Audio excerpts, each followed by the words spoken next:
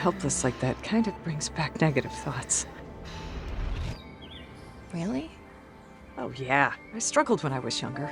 In vet school, I got kind of overwhelmed and felt like I couldn't make it through. I almost dropped out, actually.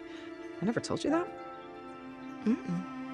Hi, I'm Dr. James Maz. I'm a University of Washington professor in the College of Education in the area of school psychology. So I work with kids' educational needs, primarily on the side of social emotional learning.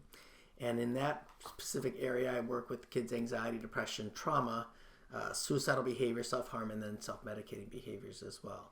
In today's clip, we're going to watch Amy have a conversation with her mom, Linda, about vulnerability and her daughter's own struggle. This is Amy, who's the daughter, struggles with what's been going on in her own life.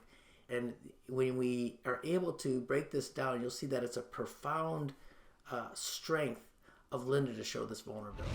Feeling helpless like that kind of brings back negative thoughts. Really? Oh yeah, I struggled when I was younger. In vet school, I got kind of overwhelmed and felt like I couldn't make it through. I almost dropped out, actually. I never told you that? Mm-mm.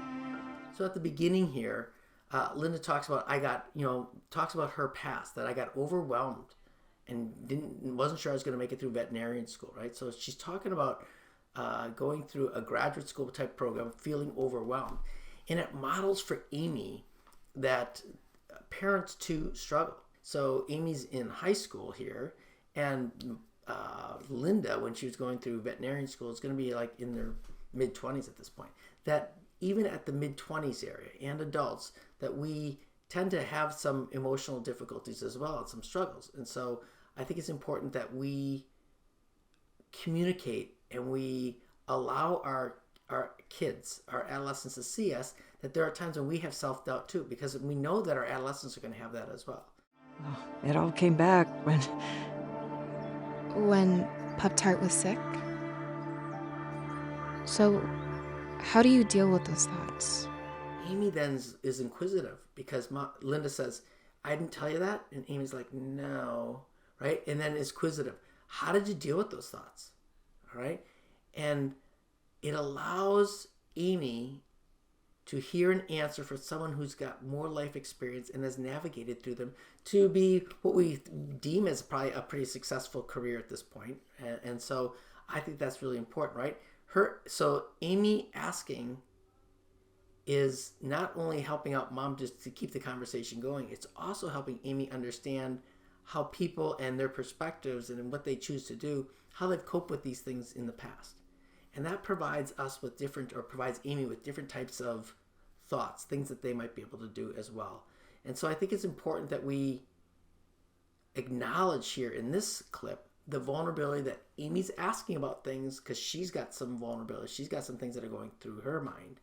And Linda has had some vulnerabilities, has had these self-doubts as well, because that's where Amy's coming from.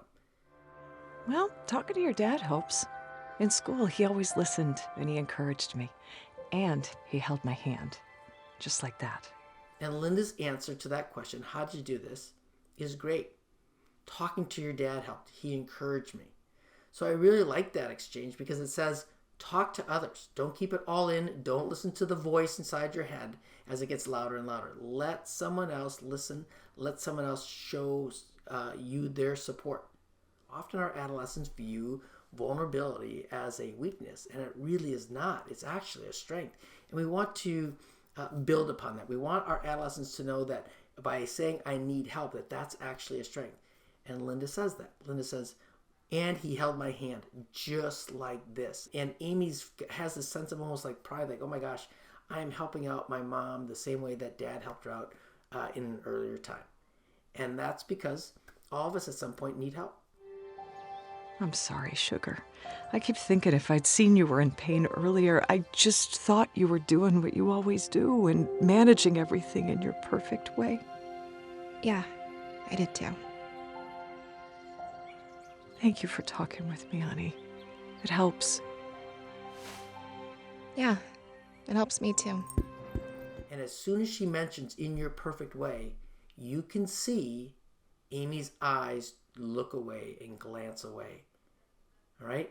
The word perfect is probably the image that Amy's trying to give others, right?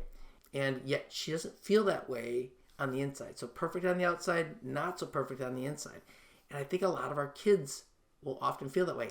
And in this story, I think Amy's mom, Linda, probably felt that way too, that she had to be perfect. So it's a great illustration of people trying to be perfect, and yet there's no such thing as a perfect parent or a perfect adolescent.